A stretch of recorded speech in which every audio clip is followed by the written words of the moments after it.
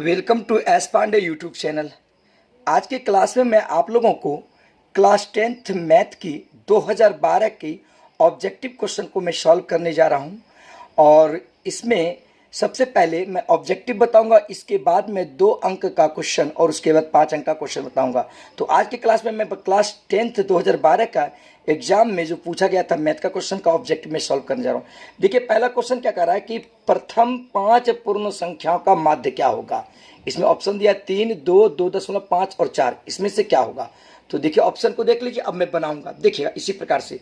देखिए कह रहा है प्रथम 5 पूर्ण संख्या, तो प्रथम 5 पूर्ण संख्या 0, 1, 2, 3, 4, ये जो है प्रथम 5 पूर्ण संख्या है। क्योंकि पूर्ण संख्या उस संख्या को कहते हैं जो प्राकृतिक संख्या के साथ शून्य को शामिल कर लेते हैं। अब इसका माध्य निकालना है। क्या निकालना है? माध्य। तो देखिए माध्य कैसे निकलेगा। तो सबों को जोड़ेंगे। देखिए 0 जोड़ 1 जोड़ 2 जोड़ 3 जोड़ 4। अब देखिए बटे कितनी संख्या है? 1 2 3 4 5, तो 5 से भाग दे देंगे। तो अब देखिए 4 3 7 2 9 1 10, 10 और 0 10 ही होगा। 10/5 तो कट जाएगा। 5 दूनी 10, तो ये आपका क्या हो गया? 2। अर्थात प्रथम 5 पूर्ण संख्या का जो माध्य होगा वह 2। तो देखिए ऑप्शन में भी 2 दिया है ना। ऑप्शन में देखिए 2 दिया है, तो आप 2 कर देंगे, ठीक ना। अब देखिए नेक्स्ट क्वेश्चन को बताने जा रहे हैं। देखिए दूसरा नंबर का क्वेश्चन क्या कह रहा है। दूसरा नंबर का ऑब्जेक्टिव क्वेश्चन क्या कह रहा है। कह रहा है क्या 2 वृत्तों के क्षेत्रफल का अनुपात 4:1 है, तो उनकी त्रिज्या का अनुपात क्या होगा। देखिए ना, 2 वृत्तों के क्षेत्रफल के अनुपात 4:1 है, तो उनकी त्रिज्या का अनुपात क्या होगा। तो देखिए इसमें ऑप्शन दिया 4:1, 2:1, 1:2 और 1:4। तो अब देखिए प्रश्न में क्या कर रहा है, 2 वृत्तों के क्षेत्रफलों का अनुपात।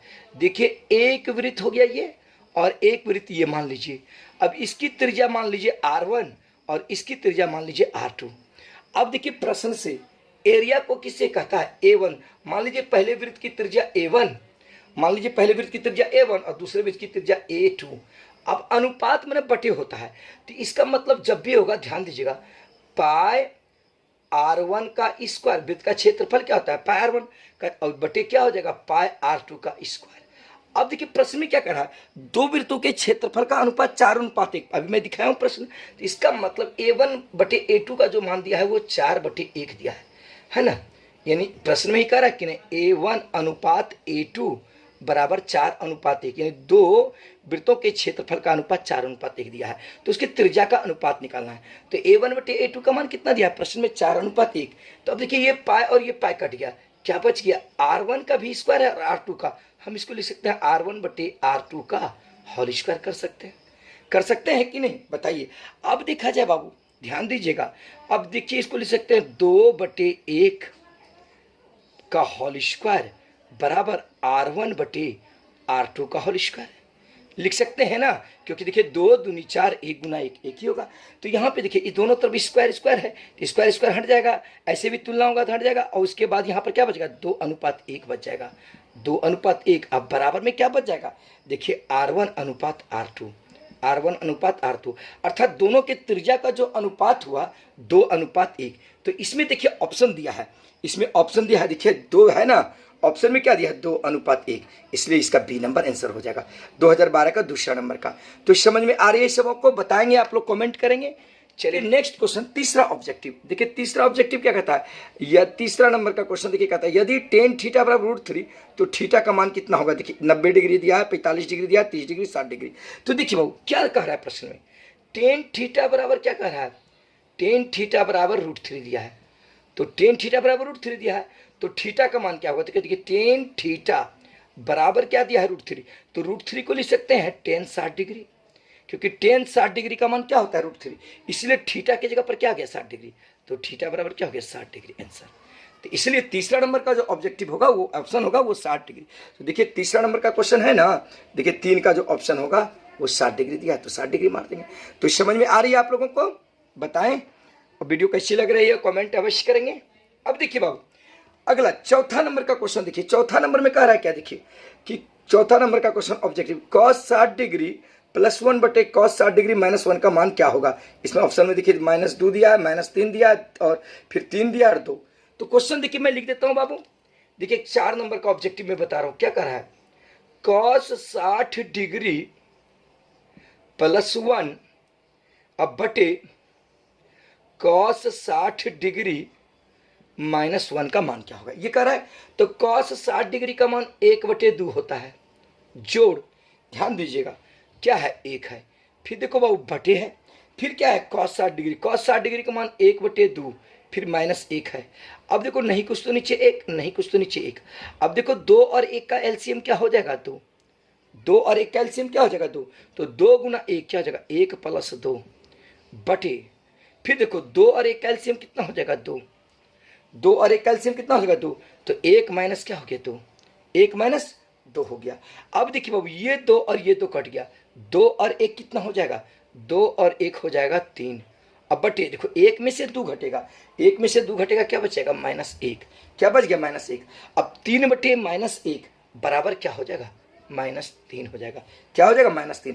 अतः देखिए इस 4 नंबर का जो ऑप्शन होगा, देखिए 4 नंबर का ऑप्शन यानी बी होगा, यानी बी नंबर -3 होगा आंसर। समझ में आ रही है आप लोगों को, बताएं कोई दिक्कत तो नहीं है।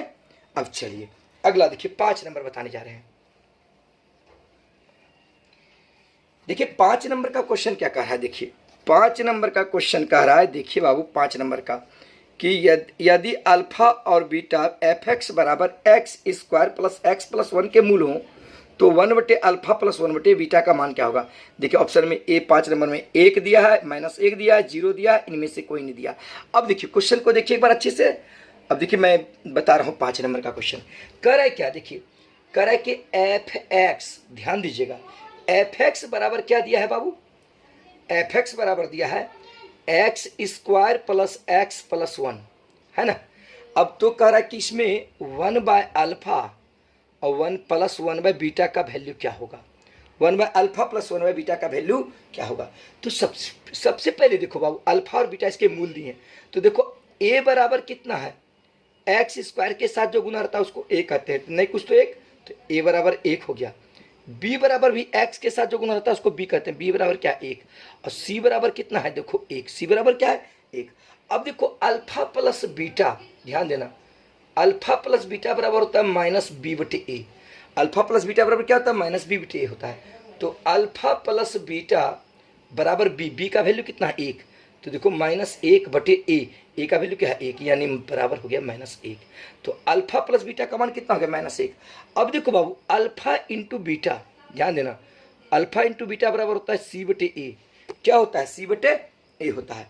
तो अल्फा इंटू बीटा बराबर c/a, c का मान कितना है 1 और a का भी मान कितना है 1 बराबर 1, यानी अल्फा प्लस बीटा का मान हो गया -1 और अल्फा इंटू बीटा का मान कितना हो गया 1। हमको किसका मान निकालना है बाबू, हमको देखो बाबू मान निकालना है 1/α, देखिएगा हमको मान निकालना है 1/α + 1/बीटा का मान निकालना है।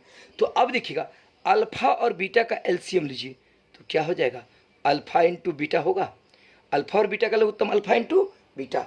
अब देखिए बीटा गुना 1 ये बीटा हो गया, अब प्लस अल्फा गुना 1 ये अल्फा हो गया, ठीक है ना। अब यहाँ हो गया देखिए बीटा प्लस अल्फा या अल्फा प्लस बीटा, बात तो बराबर है।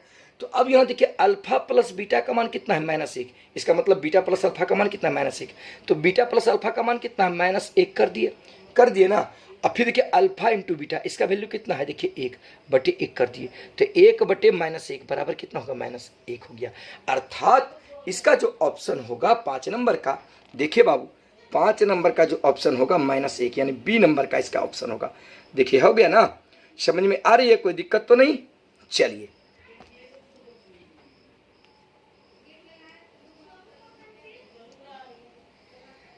अब देखिए बाबू मैं 6 नंबर का बताने जा रहा हूं। देखिए 6 नंबर का क्वेश्चन में क्या कर रहा है, देखिएगा 6 नंबर में कह रहा है कि एक द्विघात बहुपद के मूलों का योगफल तथा गुणनफल क्रमशः 2 - 15 है तो द्विघात बहुपद क्या होगा। कह रहा है एक द्विघात बहुपद का योगफल 2 है और गुणनफल क्या है -15 है, तो द्विघात बहुपद क्या होगा। इसमें देखिए 4 ऑप्शन दिए हैं, है ना, तो चारों ऑप्शन में हमको बनाना है, देखिए है ना, ध्यान दीजिएगा बाबू। तो देखिए योगफल, देखो बाबू योगफल को अल्फा प्लस बीटा से कहते हैं, तो योगफल का जो मान दिया 6 नंबर का ऑब्जेक्टिव है, अल्फा प्लस बीटा बराबर जो दिया है मान कितना दिया है, देखो योगफल तुम्हारा दिया है 2 और गुणनफल यानी अल्फा इंटू बीटा इसका मान जो दिया है बाबू -15, इसका मान क्या दिया है -15। अब द्विघात बहुपद निकालने कह रहा है, तो द्विघात बहुपद देखो, द्विघात द्विघात द्विघात बहुपद का जो सूत्र होता है, द्विघात बहुपद बराबर होता है X square minus alpha plus beta into x plus alpha into beta होता है। द्विघात बहुपद बराबर ये होता है। तो अब यहाँ देखो बाबू, X square minus alpha plus beta, तो अल्फा प्लस बीटा का मान कितना है 2 इंटू क्या है एक्स, 2x, फिर alpha plus alpha into beta है, अल्फा इंटू बीटा का मान कितना है -15, तो अल्फा इंटू बीटा का मान -15 दे दिए, तो x square minus 2x plus minus -15। तो अर्थात 6 नंबर का जो आंसर हुआ, देखिए 6 का जो ऑप्शन में है एक्स स्क्वायर माइनस 2x मानी डी नंबर होगा। 6 का जो होगा देखिए एक है ना डी नंबर का option, x square minus 2x minus 15। तो बताएं समझ में आ गई आप लोगों को सबको? तो समझ 6 नंबर का ऑप्शन समझ में आ गया। अब चलिए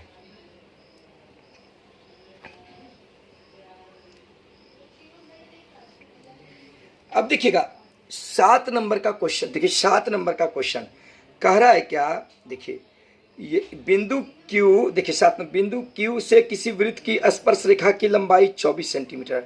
बिंदु Q से किसी वृत्त के स्पर्श रेखा की लंबाई कितनी है 24 सेंटीमीटर है, और केंद्र से Q की दूरी 25 सेंटीमीटर है। तो वृत्त की त्रिज्या ज्ञात करें। देखिए उसमें ऑप्शन में एक 7 सेंटीमीटर दिया, एक 12 सेंटीमीटर दिया, एक 15 सेंटीमीटर दिया, एक 24.5 सेंटीमीटर। तो आप लोग ध्यान दीजिएगा, क्वेश्चन को समझिए। कह रहा है कि पहले एक वृत्त बनाइए। देखिए कह रहा है वृत्त बना लीजिए, पहले वृत्त बना लिए। अब कह रहा है कि बिंदु Q से, किसे कह रहा है, बिंदु Q से किसी स्पर्श रेखा की दूरी, देखिए वृत्त की स्पर्श रेखा, ये हो गया स्पर्श रेखा।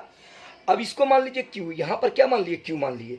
अब इसकी दूरी कितनी है, देखिए ध्यान दीजिएगा, यानी बिंदु Q से किसी वृत्त के स्पर्श रेखा की जो लंबाई है वह 24 सेंटीमीटर, ठीक ना।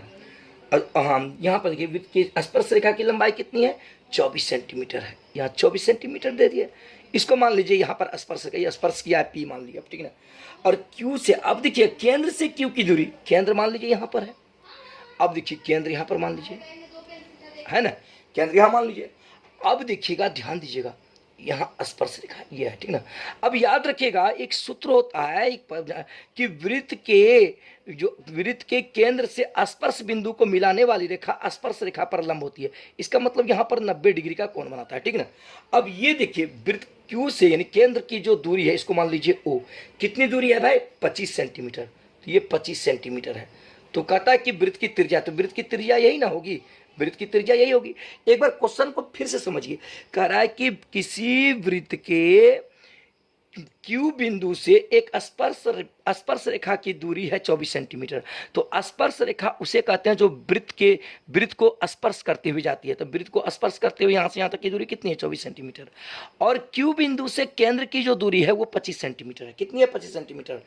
तो वृत्त की त्रिज्या, तो वृत्त की त्रिज्या यही ना। तो याद रखिएगा वृत्त के केंद्र से स्पर्श बिंदु को मिलाने वाली रेखा स्पर्श बिंदु पर क्या होती है, लंब होती है। इसका मतलब ये लंब हो गया। तो डिप्टीट है कि समकोण के सामने वाली भुजा क्या होती है, कर्ण। तो ये आपका क्या हो गया, कर्ण। OQ आपका क्या हो गया, कर्ण। तो हम जानते हैं पाइथागोरस प्रमेय से, यानी h स्क्वायर बराबर p square plus b square. तो अब यहाँ देखिएगा, ये जानते हैं। तो अब देखिएगा ये आपका h का वैल्यू कितना है 25, तो 25 का सेंटीमीटर का स्क्वायर हो गया बराबर P। तो देखिए P कितना है 24 सेंटीमीटर, तो 24 सेंटीमीटर का स्क्वायर हो गया जोड़। अब देखिए ये त्रिज्या है, इसको OP, ये 25 है पूरा, देखिए इधर लिख देते हैं 25 सेंटीमीटर। इसको मान लीजिए R स्क्वायर, क्योंकि ये R मान लीजिए, ठीक ना। अब देखा जाए 25 25 कितना हो गया 625 सेंटीमीटर स्क्वायर बराबर। अब देखा जाए 24 24 576 सेंटीमीटर स्क्वायर, जोड़ क्या है R स्क्वायर, जोड़ क्या है R स्क्वायर। देखो बाबू, यानी 25 25 625, 24 24 576। अब देखो ये प्लस में है, इधर लेते आएंगे तो 625 माइनस क्या हो जाएगा 576 मीटर स्क्वायर, सेंटीमीटर स्क्वायर, ठीक है। अब देखा जाए बराबर क्या बच गया R स्क्वायर। अब 625 में 576 घटेगा क्या बचेगा 49, क्या बचेगा देखिए 15 6 जगह 49 सेंटीमीटर स्क्वायर बराबर क्या हो गया R स्क्वायर, बराबर क्या हो गया R स्क्वायर। समझ में आ रही है आप लोगों को। अब ध्यान दीजिएगा, इसलिए आप जानते हैं इस 49 सेंटीमीटर स्क्वायर को हम लिख सकते हैं, देखिएगा यानी 7 सेंटीमीटर का होल स्क्वायर बराबर R स्क्वायर। हम लिख सकते हैं। अब देखिए स्क्वायर स्क्वायर हट जाएगा तो आर बराबर क्या हो गया 7 सेंटीमीटर। आर बराबर कितना हो गया 7 सेंटीमीटर। तो इसलिए वृत्त की जो त्रिज्या हो गई, ये आर का जो मान हो गया, सॉरी इस आर का जो मान हो गया ये 7 सेंटीमीटर। आर का मान कितना हो गया 7 सेंटीमीटर। तो समझ में आई आप लोगों को, बताएं आप लोग, कोई प्रॉब्लम तो नहीं है, समझ में आ रही? चलिए वेरी गुड।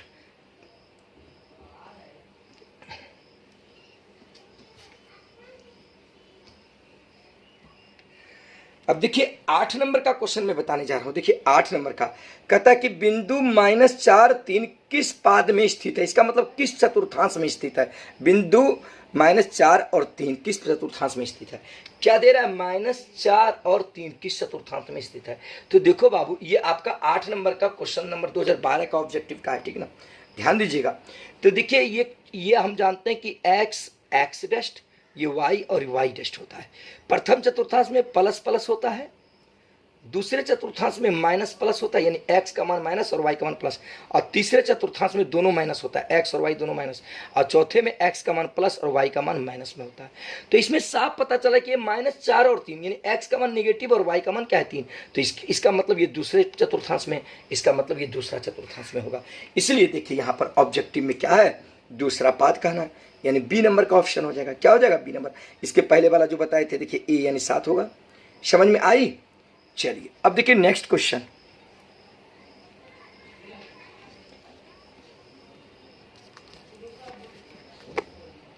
अब देखिए 9 नंबर का ऑब्जेक्टिव क्वेश्चन। 9 नंबर में क्या करा, देखिए 9 नंबर में क्या करा, निम्न में से कौन परिमेय संख्या है। अब देखिए इसमें निम्न में कौन परिमेय संख्या दिया है। तो देखिए पहला ऑप्शन दिया है √3 दिया है, दूसरा ऑप्शन जो दिया है 2√2/√2 दिया है, तीसरा का जो ऑप्शन दिया है 4 + √5, और चौथा जो है आपका √6। कहता है कौन परिमेय संख्या है। तो देखिए बाबू √3 तो अपरिमेय संख्या है। ये देखिए √2/√2 कट गया तो क्या बच गया 2। तो ये 2 तो परिमेय संख्या है ही है। तो इसका मतलब यही आंसर होगा, यानी 2 नंबर का। तो देखिए यहाँ पे क्या होगा, बी नंबर का ऑप्शन देंगे। किसका ऑप्शन देंगे, बी, यानी 2√2/2, क्योंकि बाकी सब अपरिमेय संख्या है। समझ में आ गई। अब देखिएगा अगला क्वेश्चन, ये आपका 9 नंबर बताया मैंने। अब देखिए 10 नंबर बताने जा रहा हूं। वीडियो पसंद आए तो लाइक अवश्य करें आप लोग और शेयर करें वीडियो को। देखिए बाबू 10 नंबर का क्वेश्चन, 10 नंबर का क्वेश्चन देखिए क्या कर रहा है। 10 नंबर का देखिए क्वेश्चन क्या कर रहा है कि 10 नंबर निम्नलिखित में कौन बहुपद नहीं है। ए में दिया √5x² -3√2x + 4, बी में दिया आपका 1/4x³ -3x² 1/√3x + 2, और सी नंबर में x + 1/x, और डी में दिया 3x² -4x + √5। तो अब देखिए यहाँ भी ऑप्शन लिखते हैं, कहते हैं कौन बहुपद नहीं है। तो सबसे पहले ऑप्शन लिख देते हैं। एक नंबर में देखिए क्या है, ए में √5x², देखिए √5x² -3√2x + 4, है ना।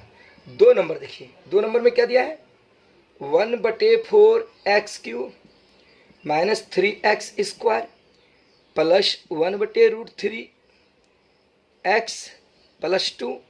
3 नंबर में दिया है x + 1/x, और 4 नंबर में जो दिया है 3x² -4x + √5, है ना, ये दिया है। अब देखिए तो बहुपद किसे कहते हैं। बहुपद यानी वैसा बीजीय व्यंजक है जिसमें किसी चर के ऊपर घात के रूप में और ऋणात्मक पूर्णांक रहना चाहिए, समझे कि ना। तो इसमें तो धनात्मक पूर्णांक है x², ये x, ये तो बहुपद है। देखिए ये भी x³ 3x² x, ये भी बहुपद है।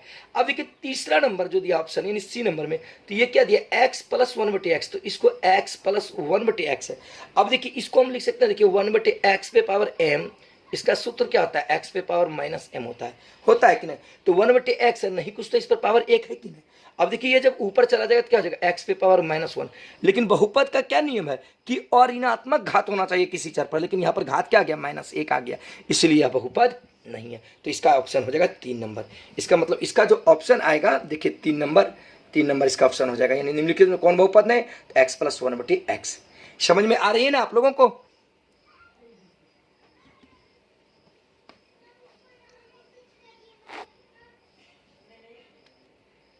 चलिए अब देखिएगा 11 नंबर का ऑब्जेक्टिव। देखिए 11 नंबर का ऑब्जेक्टिव क्या कर रहा है कि सही शब्द अंक रिक्त स्थान को भरें। Root under 1 minus sine square 1 minus cos square का मान क्या होगा बटी में। अब देखो बाबू कहता है क्या, 11 नंबर का ऑब्जेक्टिव 2012 में ये सभी क्वेश्चन पूछे थे। Root under 1 minus sine square A बटे 1 माइनस कॉस स्क्वायर ए का मान क्या होगा, ठीक ना। अब देखो बाबू ध्यान देना, 1 माइनस साइन स्क्वायर ए बराबर क्या लिख सकते हैं, कॉस स्क्वायर ए लिख सकते हैं ना। और 1 माइनस कॉस स्क्वायर ए बराबर क्या लिख सकते हैं, साइन स्क्वायर ए लिख सकते हैं। अब देखो बाबू ध्यान देना, कॉस स्क्वायर बटे साइन स्क्वायर को क्या लिख सकते हैं, कॉट स्क्वायर ए लिख सकते हैं। क्या लिख सकते हैं, कॉट स्क्वायर ए, क्योंकि कॉस थीटा बटे साइन थीटा बराबर कॉट थीटा, तो कॉस स्क्वायर बटे साइन स्क्वायर कॉट स्क्वायर, तो स्क्वायर से रूट कैंसिल, तो बराबर क्या हो गया, कॉट ए। तो रिक्त स्थान में क्या भराएगा, कॉट ए। समझ में आई, देखिए यानी इसका जो ऑप्शन होगा कॉट ए भराएगा, ठीक ना। समझ में आ रही है। चलिए 12 नंबर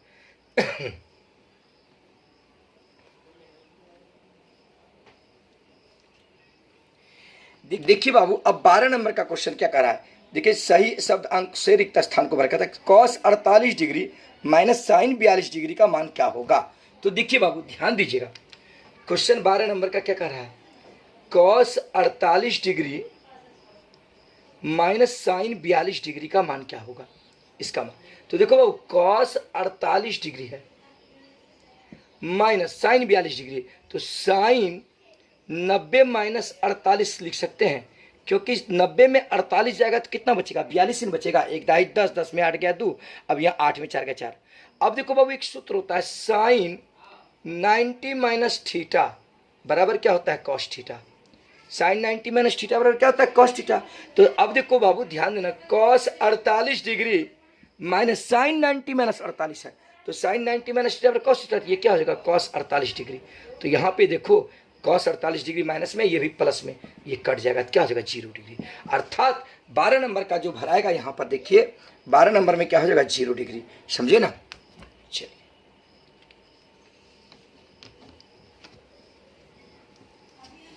अब चलिए 13 नंबर का देखिए क्वेश्चन। मैं 12 ऑब्जेक्टिव 12 का बता रहा हूं टोटल। देखिए 13 नंबर में बहुत ही अच्छा क्वेश्चन करा, यदि दो त्रिभुजों के क्षेत्रफलों का अनुपात 16:9 है और तो उनके देखिए दो त्रिभुजों के क्षेत्रफलों का अनुपात 16 उनकी संगत भुजाओं का अनुपात क्या होगा। तो देख बाबू ध्यान देना, यानी ये दो समरूप त्रिभुजों के क्षेत्रफलों का अनुपात 16:9 दिया है, तो उनके संगत भुजाओं का अनुपात क्या होगा, यही क्वेश्चन कर रहा है। समझे ना, एक बार क्वेश्चन फिर से समझ लीजिए। कह यदि दो समरूप त्रिभुजों के क्षेत्रफलों का अनुपात 16:9 है तो उसके संगत भुजाओं का अनुपात क्या होगा, बनाएगा। ये छूट गया है समरूप त्रिभुज, ठीक ना। तो देख बाबू, दो समरूप त्रिभुज के क्षेत्रफलों का अनुपात देखो, A1 13 नंबर का क्वेश्चन बहुत इंपॉर्टेंट ऑब्जेक्टिव है, यानी A1 बटे A2 का जो मान दिया है वो 16:9। तो देखो समरूप त्रिभुज का मैं बताया हूं आप लोगों को। तो समरूप त्रिभुज की संगत भुजाएं, यानी समरूप त्रिभुज की संगत भुजाएं अपने क्षेत्रफल के वर्ग के अनुपाती होती है, समझे कि नहीं। तो इसका मतलब यानी देखिए A1 बटे A2 बराबर होगा जो भी भुजा होगा, जैसे मान लीजिए कि ये भुजा है, ठीक ना, A B और C है, ठीक ना, और ये मान लीजिए देखिए ये है D E F है ना। तो इसका संगत भुजा कौन है, ये है ना। तो इसका मतलब हो जाएगा, ध्यान दीजिएगा, ये जो होता है ध्यान दीजिएगा, यानी 16:9 क्षेत्रफल है, तो इसका मतलब होगा यानी AB स्क्वायर बटे क्या होगा, DE स्क्वायर होता है इसके संगत, ठीक है ना, AB स्क्वायर DE स्क्वायर। अब यहाँ देखिएगा A1 बटे A2 का मान कितना है, 16/9 है, तो इस 16/9 कर दिए, क्योंकि उसके ध्यान दीजिएगा दिया उस क्षेत्रफलों का अनुपात 16:9 है, क्षेत्रफलों का जो अनुपात है 16:9। तो समरूप त्रिभुज का ये होता है कि नियम कि किसी समरूप त्रिभुज का क्षेत्रफल उसकी संगत भुजाओं के वर्ग के अनुपात के बराबर होता है। इसका मतलब ये त्रिभुज का क्षेत्रफल और ये त्रिभुज के क्षेत्रफल का जो अनुपात हुआ, तो इसकी संगत भुजाएं AB का स्क्वायर बटे DE का स्क्वायर बराबर BC का स्क्वायर बटे EF का स्क्वायर बराबर AC स्क्वायर। अब देखिएगा, देखिए 16 नंबर का क्वेश्चन में बता रहा हूं, क्या क्वेश्चन है कि सही शब्दों के भरे, बिंदु 15:8 की दूरी मूल बिंदु से क्या होगी। 16 नंबर का क्वेश्चन देखिए, बिंदु 15:8 की दूरी मूल बिंदु से क्या होगी। तो बिंदु 15:8 है, देखिए यानी 16 नंबर का क्वेश्चन कहता है कि 15 और 8 से मूल बिंदु की दूरी क्या होगी। तो मूल बिंदु की दूरी यानी जैसे मान लीजिए इसको a, तो ओ ए बराबर मूल बिंदु की जो दूरी का सूत्र होता है X square plus Y square होता है, X square plus Y square होता है। तो अब यहाँ देखिए एक्स का मान कितना है 15, तो 15 का स्क्वायर हो गया जोड़ वाई, वाई का मान कितना हो गया 8 का स्क्वायर। समझ में आ रही है। अब देखिए 15 15 हाँ 225, 225 जोड़ 8 8 64। अब देखा जाए ध्यान दीजिएगा 225 और 64 जोड़ेंगे 289, कितना हो गया 289 हो गया। 289 का वर्गमूल कितना होता है 17, अर्थात यानी इसका जो आंसर होगा 17। मूल बिंदु से जो दूरी होगी 16 नंबर का क्वेश्चन का जो आंसर होगा देखिए मूल बिंदु से इसकी दूरी 17 होगी। समझ में आ गई। अब चलिए अब देखिए 18 नंबर का क्वेश्चन, देखिए 18 अगला नंबर 17 नंबर सॉरी 17। अब देखिए 17 नंबर का क्वेश्चन क्या कह रहा है कि समांतर श्रेणी 2 7 12 का डॉट डॉट का 10वां पद क्या होगा। देखिए 10वां पद क्या होगा, ठीक ना 17 नंबर का क्वेश्चन।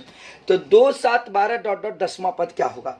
तो देखिए ए बराबर इसमें क्या है 2, डी बराबर क्या होता है T2 माइनस T1, तो 7 घटा 2 यानी 5, और एन बराबर क्या है 10, तो टी एन बराबर जो होता है A plus N minus 1 into D होता है ना।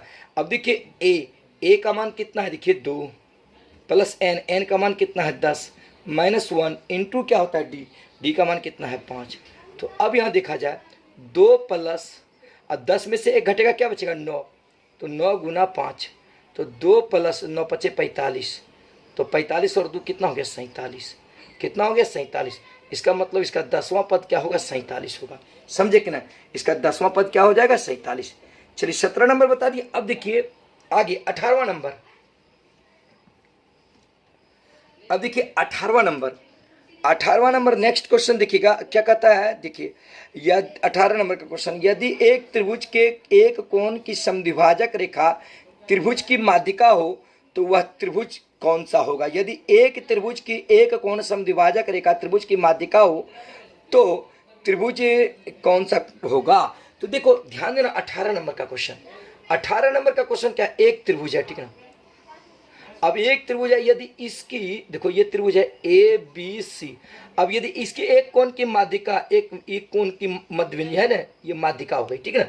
यही कह रहा है कि कोण समद्विभाजक रेखा यानी 2 बराबर भागों में बांटने वाली जो रेखा है वह यदि त्रिभुज की माध्यिका है यानी इस त्रिभुज को 2 बराबर भागों में बांट रही है तो वो त्रिभुज कौन सा होगा। तो डिफिनिट है जब ये समद्विभाजक हो गया तो डिफिनिट है कि ये भुजा और ये भुजा बराबर होगा। तो जिस त्रिभुज की 2 भुजा आपस में बराबर हो गई तो उसे समद्विबाहु त्रिभुज कहेंगे। तो ये जो होगा समद्विबाहु त्रिभुज होगा। कौन सा त्रिभुज होगा, समद्विबाहु त्रिभुज होगा। कौन सा त्रिभुज होगा, समद्विबाहु त्रिभुज होगा। तो चलिए 19 नंबर का क्वेश्चन, 19 नंबर का क्वेश्चन। अब चलिए सेकंड लास्ट क्वेश्चन बताने जा रहे हैं, ध्यान दीजिएगा। अब देखिए नेक्स्ट क्वेश्चन 19 नंबर कहता है पाई एक डैश संख्या है। तो पाई क्या है, एक अपरिमेय संख्या। पाई क्या है, एक 19 नंबर का क्वेश्चन जो होगा पाई एक अपरिमेय संख्या है। कौन सी संख्या है, अपरिमेय संख्या है। कौन सी संख्या है, अपरिमेय। समझे कि नहीं, हो गया अपरिमेय संख्या। अब देखिए अंतिम नंबर 20 नंबर, 20 नंबर देखिए क्या कर रहा है, अंतिम ऑब्जेक्टिव। अब उसके बाद 2 नंबर का नेक्स्ट क्लास में बताऊंगा। कहता है कि देखिए ऐसे 2 युगपत समीकरण का निकाय जिसमें एक भी बिंदु उभयनिष्ठ नहीं हो तो उसे डैश समीकरण कहेंगे। यानी ऐसे 2 युगपत समीकरण यानी जो रैखिक समीकरण होते हैं उसको, ठीक ना, निकाय जिसमें एक भी उभयनिष्ठ बिंदु नहीं है, उभयनिष्ठ का मतलब प्रतिच्छेदी नहीं है, तो उसके डैश समीकरण निकाय होंगे होते हैं, तो वो विरोधी कहलाते हैं। वो क्या कहलाते हैं, विरोधी। विरोधी 20 नंबर का विरोधी क्या कहलाएंगे, विरोधी। समझे कि नहीं, एक भी उभयनिष्ठ यानी प्रतिच्छेदी बिंदु नहीं है तो वो उभयनिष्ठ होंगे, नहीं है तो इसका मतलब वो विरोधी होंगे। तो चलिए आज के ऑब्जेक्टिव में मैं सारा बता दिया। वीडियो कैसा लगा मुझे अवश्य बताएंगे। Thanks for watching.